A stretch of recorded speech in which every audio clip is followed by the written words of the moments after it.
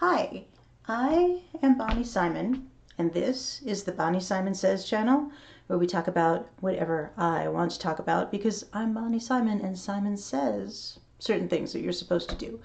Anyway, what I usually like to talk about is what it takes to live the kind of life that you want to live or that I want to live, because I spend a lot of time trying to figure that out, and I think I'm here sharing it with you. So today, what I wanted to talk about was creativity and energy. Creativity and energy. Energy that you need to remember things like what you were going to talk about. So I spent a lot of time with energy, and the reason I'm interested in this is because I just started another harebrained scheme. I am a purveyor of harebrained schemes, in case you aren't familiar with me. But this harebrained scheme is to learn to sell cars. Yes, cars. I was a computer scientist, but we're going to try it and see what happens, because I have discovered that I prefer sales, which is like socializing for a living, to doing things that require you to sit still by yourself, like working on computers, like the computer scientist that I was. So I think about energy and creativity because in order to do some of these things, you need a lot of energy. Like, I need a lot of energy in order to be able to talk to people all the time and pay attention to them and do all the things that I can do really well if I have enough energy. So I try to be really careful about not letting things really drag me down. Like, you all know people who just make you unhappy and suck up a lot of your energy. So I try to politely but firmly limit the amount of time that those people are allowed to take out of my life.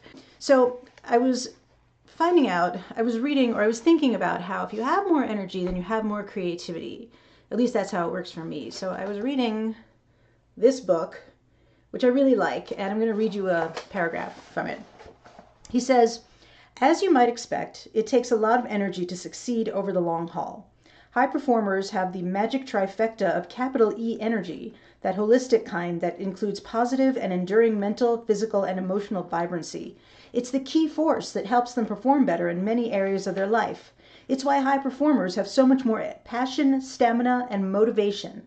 If you can tap into the capital E energy stored within, the world is yours." And that's what I want. I want the world to be mine, right? World domination. Okay, maybe I'm not going to go that far. I don't have that much energy. But if we look at these things in the on the board, these are the things that I've learned about energy. For one, you have got to manage your stress. And I am the queen of stress. I can make my whole life about stress. But I've learned that if I want to be creative, which means I have to have energy, that means that I have to make sure that my stress is managed. And managing stress is not always the thing that you think it's going to be.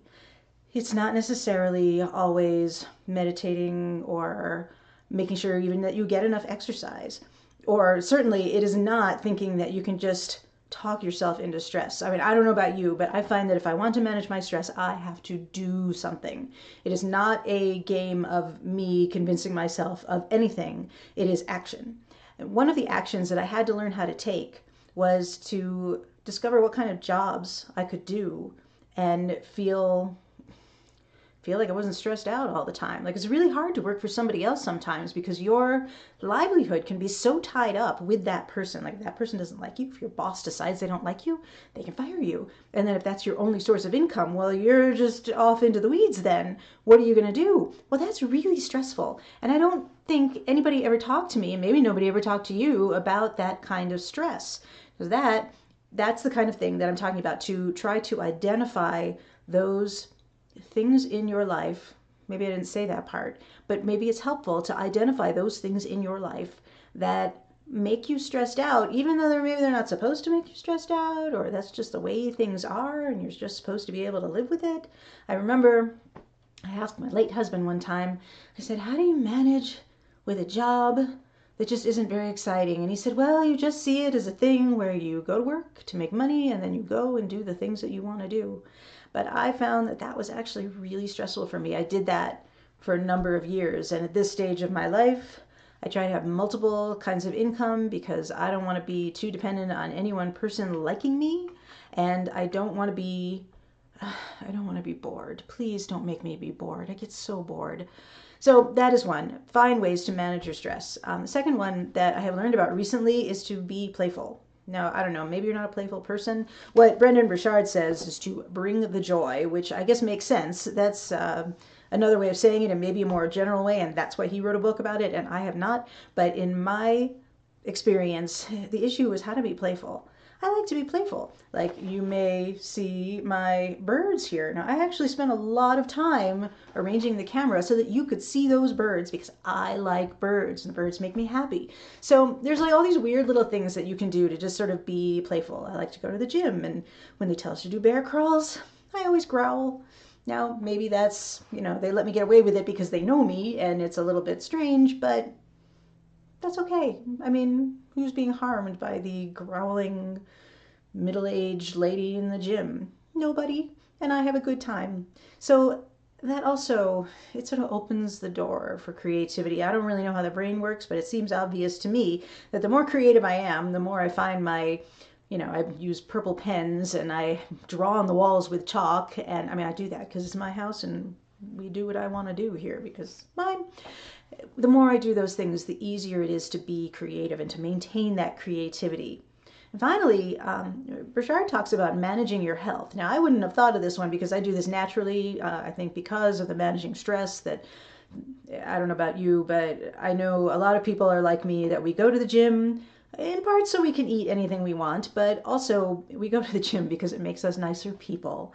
We go to the gym, we work out, we do 10 minutes of nonstop burpees, which is miserable, but then we feel better and then we're much nicer. So I do that, but it's also a matter of putting your health first. I know it sounds trite, but the reality is that if you don't have your health, it makes things much, much harder. And none of us live forever, as my experience with my 45-year-old now deceased husband shows. You don't know how long you're going to live, and it's not that maintaining your health is going to make you live forever. That's not the reality of it, but it will make the life that you have a lot better. You'll have a lot more energy. You'll be more creative. You'll have the energy to be more playful. Not everybody gets this opportunity, so if you're reasonably healthy and you're not making a priority of your health, what the heck are you doing? This is an opportunity. You're a really lucky person, and you should take advantage of that.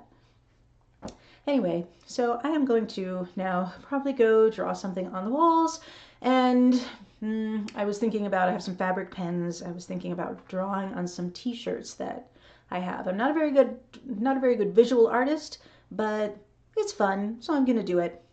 Anyway, this was an episode of the Bonnie Simon Says channel. You can visit my website at bonnieSimonSays.com, or if you're in the mood for a good chicken story, because there's chickens in my backyard, speaking of playful, you could go to hungrychickenhomestead.com and search on chicken stories, and I wouldn't say you'll really learn anything about chickens, except that they are really meant to be the comedians of the avian world. They're very, very funny.